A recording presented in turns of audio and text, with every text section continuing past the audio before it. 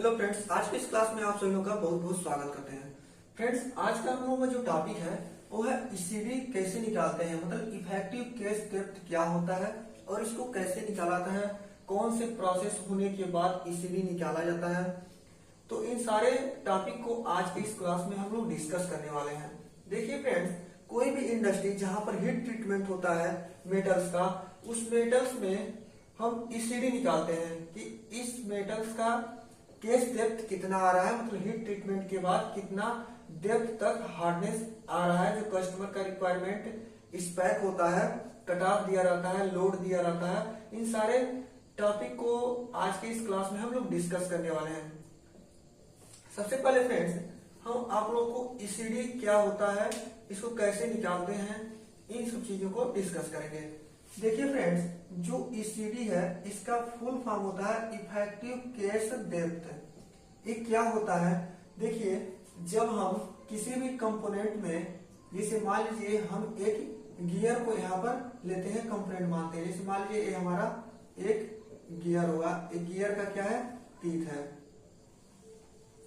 क्या है? एक गियर का टीथ है। जब इस गियर में क्या करेंगे, हम हीट ट्रीटमेंट करेंगे। जब इस गियर का हम हीट ट्रीटमेंट करेंगे तो क्या होगा? गियर का क्या है भाई? एक 2D स्ट्रक्चर है। आप लोग इसको 3D में देखेंगे। इसको मैं अलग से एक आप लोग समझने के लिए यहाँ पर फोटो ऐड कर दूंगा। यहाँ पर 2D में जैसे मान लीजिए हम एक गियर लिए। इस गियर को जब हम हीट ट्रीटमेंट करेंगे, हीट ट्रीटमेंट करने के बाद जब इसको एक टीथ को ऐसे क्रॉस सेक्शन एरिया में एक टीथ को आप लोग काट कर देखेंगे, इसको ईच करेंगे तो दिखेगा कि कुछ देर तक इसका कलर चेंज रहता है। कुछ देर तक किसी भी टीथ को आप काटेंगे सेम स्ट्रक्चर आएगा। कुछ देर तक इसका कलर चेंज रहता है। उसी क्या रहता है? वही हीट ट्रीटमेंट का इफेक्ट पहुंचता है। तो इफेक्टिव केस डेप्थ में क्या होता है? जब हम हीट ट्रीटमेंट कर रहे हैं तो हीट का इफेक्ट कितने देर तक ऐसे देखने को मिल रहा है, जिसको हम माइक्रोस्कोप के थ्रू देख सकते हैं, या हार्डनेस के थ्रू हम इसके केस डेप्थ को मेजर करते हैं कि जो केस डेप्थ हमारा बना हुआ है वो कितने डेप्थ तक बना हुआ है, केस से कितना डेप्थ तक हार्डनेस हमारा जो है कट ऑफ पॉइंट के बीच में आ रहा है। जैसे मान लीजिए यदि हम इफेक्टिव केस डेप्थ इसी टीथ को लेकर निकालें, कस्टमर का रिक्वायरमेंट है कि इस केस डेप्थ को निकालने में जो हम माइक्रोमीटर में हार्डनेस यूज करेंगे, लोड यूज करेंगे, वह लोड रहेगा HB1, मतलब वीकर हार्डनेस 1 kgf का लोड रहेगा। HB1 का मतलब क्या हुआ? ये लोड जो है 1 kgf का लोड है। ऐसे ही अलग अलग रहता है। HB 0.5 भी रहता है। इसका मतलब हुआ मतलब 500 ग्राम का लोड है। 0.5 kgf इसको बोलेंगे। ऐसे HB 0.1 यानी 100 ग्राम लोड रहता है, 10 ग्राम, 20 ग्राम, जो भी कस्टमर का रिक्वायरमेंट रहेगा उतने पे हम उतने लोड पे हम हार्डनेस चेक करते हैं।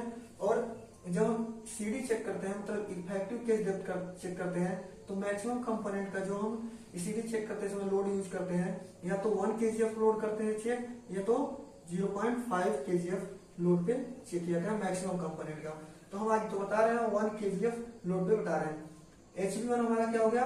यह लोड हो गया। कट ऑफ जैसे मान लीजिए कोई कंपनी दे दिया, कट ऑफ पॉइंट हमें दे दिया 550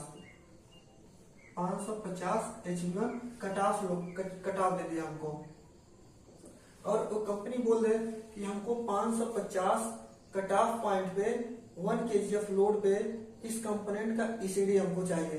ईसीडी का स्पेक मान लीजिए दे दिया 0.5 से 1.0 mm के बीच में।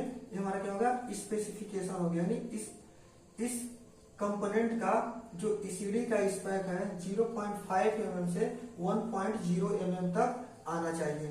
550 HB1 कट ऑफ पे और HB1 लोड पे। तो हम कैसे फाइंड आउट करेंगे कि इस कंपोनेंट में कितना ईसीडी आ रहा है? अब ये मान लीजिए हम एक टीथ का यहाँ पर क्रॉस सेक्शन काट करके इसका मोल्ड प्रिपेयर किए। इस मोल्ड को प्रिपेयर करने में भी बहुत सारे पेपर्स यूज किए जाते हैं, बहुत सारे प्रोसेस होते हैं। उन सारे प्रोसेस को भी हम 1 by 1 करके आगे आने वाले वीडियो में डिस्कस करेंगे। आज की इस वीडियो में हम ईसीडी निकालना सिखा रहे हैं आप लोगों को। तब ईसीडी हमको फाइंड आउट करना है। कैसे फाइंड आउट करेंगे? जैसे मान लीजिए हम इस सरफेस से, जो हमारा ये सरफेस है, ये टीथ का सरफेस एरिया है, अब ईसीडी भी अलग अलग लोकेशन पे निकाला जाता है। जो हमारा पिच सर्किल होता है, ये होता है पिच सर्किल डायमीटर, टीथ के बीचों बीच में जो निकाला जाता है इसको पिच सर्किल डायमीटर बोलते हैं। इसको बोलते हैं पीसीडी, पिच सर्किल डायमीटर। ये हमारा टॉप हो गया। अगर टॉप से निकाल रहे हैं तो हो गया, टॉप से जब निकालेंगे तो भी इसको हम टीसीडी बोल सकते हैं। टीसीडी एक अलग ही स्पेसिफिकेशन है, टोटल केस डेप्थ होता है, लेकिन आप लोग यहाँ टीसीडी मतलब टॉप से, टॉप केस देते हैं, टॉप से कितना केस डेप्थ तक बना हुआ है। और एक होता है आरसीडी, मतलब रूट पे कितना, मतलब रूट सर्किल डायमीटर, यानी रूट से कितना डेप्थ तक हमारा जो है वह केस डेप्थ का इफेक्ट पहुंचा हुआ है, कितना डेप्थ तक इफेक्ट हुआ हमारा हीट ट्रीटमेंट का। तो हम अभी पीसीडी पर आप लोगों को निकालने बता रहे हैं। तो पीसीडी जब निकालेंगे, जैसे मान लीजिए इंडेंट हम यहाँ से लेना स्टार्ट किए इस सरफेस से, तो पहला पॉइंट, दूसरा पॉइंट, तीसरा पॉइंट, इस तरह से हम लेंगे। यहाँ पर आप लोग को बताते हैं, जैसे मान लीजिए एक टीथ हमें यहाँ पर ले लिए, ये हमारा मोल्ड प्रिपेयर हो गया, ठीक ना। ये हमारा मोल्ड है, इस मोल्ड में एक हम ऐसे टीथ काट कर डाले हुए हैं। इसमें बोल रहा है हमको पिच सर्किल डायमीटर पे ईसीडी चेक करने के लिए। तो ये हमारा पिच सर्किल डायमीटर हुआ, ये हमारा रूट सर्किल डायमीटर हुआ, ये हमारा टॉप हुआ। ये हमारा क्या हुआ? Pitch circle diameter, PCD. ये हमारा हुआ आरसीडी, रूट सर्किल डायमीटर हमारा। और ये हमारा हुआ टॉप से, इसको बोल सकते हैं टॉप सर्किल डायमीटर। यानी आप लोग जब पढ़े होंगे इंजीनियरिंग में, तो आप लोग अडेंडम और डिडेंडम सर्किल पढ़ोगे। अडेंडम मतलब पीसीडी होता है, पीसीडी पर जो सर्किल बन रहा है, और आरसीडी मतलब होता है डिडेंडम सर्किल, ठीक ना। अब जैसे मान लीजिए यहाँ पर हम केस डेप्थ निकाल रहे हैं, तो 0.1 mm, 0.2 mm, 0.3 mm ऐसे डेप्थ तक जाएंगे। जैसे मान लीजिए 0.1 mm पे अगर किसी टीथ का हार्डनेस आ रहा है 720 आ गया, 0.2 पे आ गया 680, 0.3 पे आ गया आपका 635, 0.4 पर आ गया आपका हार्डनेस जो है 590 आ गया, 0.5 पे आपका हार्डनेस जो आ गया 570 मान लीजिए आ गया, 0.6 पे आपका जो हार्डनेस आ गया 540 आ गया, और 0.7 पर आपका जो हार्डनेस आ रहा है, ये आ रहा है, इसे मान लीजिए 515 आ गया। इस तरह से हार्डनेस आप जब चेक करेंगे माइक्रोमीटर पे, तो इस तरह का कुछ रीडिंग आएगा। ये अलग अलग हो सकता है, जो भी कंपोनेंट है अलग अलग कंपोनेंट में अलग अलग हार्डनेस वेरी कर सकता है। अब आप देखिए क्यों यहीं तक हार्डनेस से किया 0.7 तक। अगर हम मैनुअली माइक्रोमीटर पे चेक करेंगे तो 0.7 तक चेक करेंगे, हमको पता चल जाएगा कि इतने के बीच में हमारा रिजल्ट आ जाएगा। ऐसे मान लीजिए जो फुली ऑटोमेटिक रहेगा, आप लोग उसमें टेम्पलेट सेट करेंगे। टेम्पलेट में मतलब ये सब सारे डिस्टेंस में डालेंगे, कितने कितने डिस्टेंस पे आपको रीडिंग लेना है, कितने लोड पे लेना है, कितना कट ऑफ रहेगा और स्पेक कितना रहेगा, वो ऑटोमेटिक उसमें सारा चीज आ जाता है।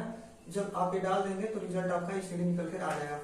अब कोई बोले कि इसमें आप ईसीडी निकालिए, इसका बताइए कि ईसीडी कितना होता है, तो आप इसको कैसे फाइंड आउट करेंगे, इसी को मैं आज की इस वीडियो में बताने वाला हूँ। अब देखिए फ्रेंड्स, इन सब सारे चीजों का हमें यहाँ पर यूज लगेगा। HV1 लोड हमारा यहाँ पर ऐसे भी लिख कर आएगा, अगर फुली ऑटोमेटिक है HV1 ऐसे लिख करके आएगा, अगर ऑटोमेटिक रहेगा तो। अगर मैनुअली है तो आप समझ ही रहे हैं कितने लोड पे हम चेक कर रहे हैं। मशीन पे लोड सेट करने के लिए दिया जाता है, वहां पर जार आता है, उस पर आप घुमा करके सेट कर सकते हैं। HV1 कितने कट ऑफ कितना हमारा 550 HV1 है, और लोड हमारा HV1 है, और स्पेक 0.5 से 1.0 है। अगर इससे कम या ज्यादा आता है तो हमारा जो कंपोनेंट रहेगा वो NC हो जाएगा, नॉट करेक्ट हो जाएगा। तो इसके बीच हमारा रिजल्ट आना चाहिए। तो 550 सबसे पहले हम कट ऑफ का देखेंगे। 550 जो हमारा है वो हम देखेंगे, जो हमारा ये हार्डनेस का रीडिंग आया है कौन से पॉइंट के बीच में आ रहा है। तो 550 जो हमारा आएगा फ्रेंड्स, आप लोग देख सकते हैं 570 और 540 इन दोनों के बीच में आ रहा है। यानी हमारा जो यूज का चीज है वह यही है। ये जो 0.5 पर हमारा हार्डनेस आ रहा है 570 आ रहा है, और 0.6 पर जो हार्डनेस आ रहा है 540 आ रहा है। जिसके बीच 550 आ रहा है।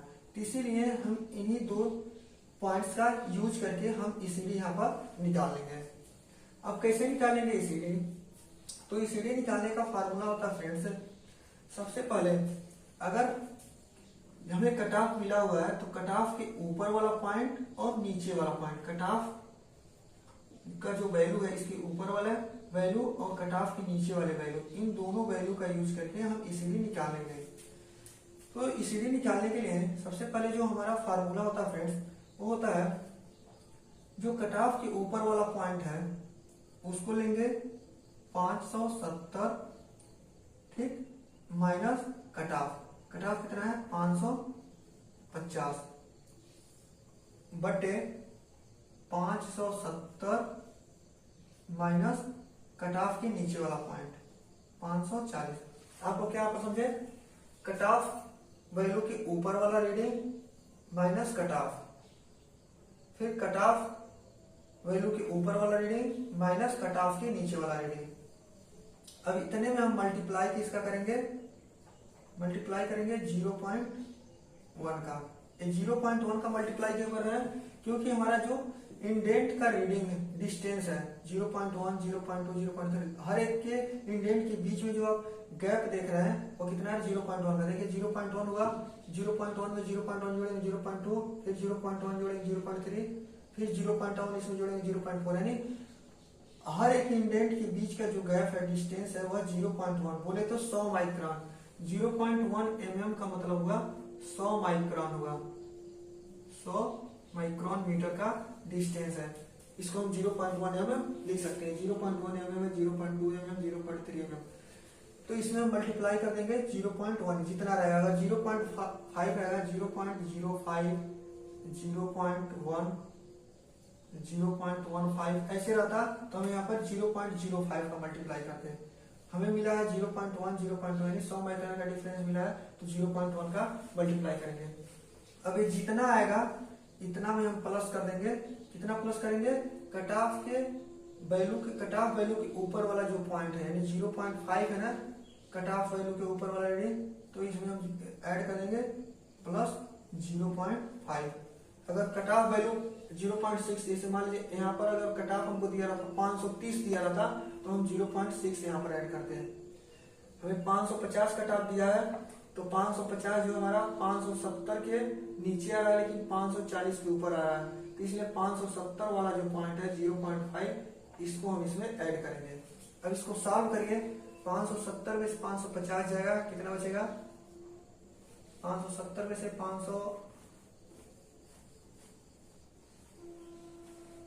550 गया 20 बच गया, डिवाइडेड बाई 570 में से 540 गया 30 हो गया, इंटू 0.1 प्लस 0.5। अब इसको आप सॉल्व करिए। 0 से 0 गया, यह हो जाएगा 0.2 हो जाएगा अपन 3 प्लस 0.5। इसको सॉल्व करेंगे, जितना भी रीडिंग आएगा यही आपका ईसीडी हो जाएगा।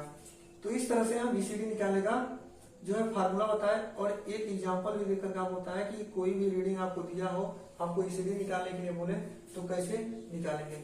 आपको एक चीज और बताते हैं, यहाँ पर देखिए अगर हम बात करें इसका फार्मूला बनाने के लिए, तो फार्मूला कैसे बनाएंगे आपको याद करने के लिए। यहाँ पर आप लोग फार्मूला बना सकते हैं। ईसीडी इक्वल टू क्या लिखेंगे?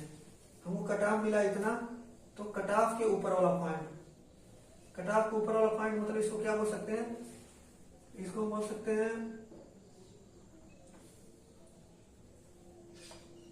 हैं जैसे मान लीजिए इसको ए मान लीजिए, आप इसको बी मान लीजिए, ठीक।